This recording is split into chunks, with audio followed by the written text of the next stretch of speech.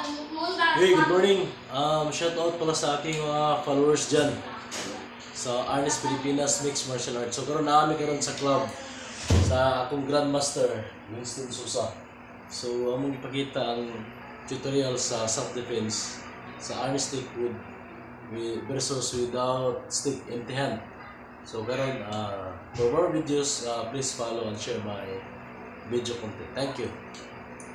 So karon ang ating limong master katong Arnis muna ko ano kung giron. Okay, ato ang slow mo pero ato likod.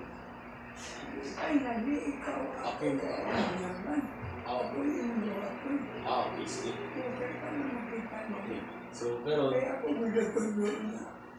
muna kasi master ako sa strike number 1. Ako isa lang. Master. So muna itong sagang, tapos flip na ito dito, din clamp, at clamp dito sa niya. O, din, dito na yun. Dito. Balik, atong balik ng kaya sa'yo. Balik. Pack, then flip, then so din. Then, dito. So mo ito itong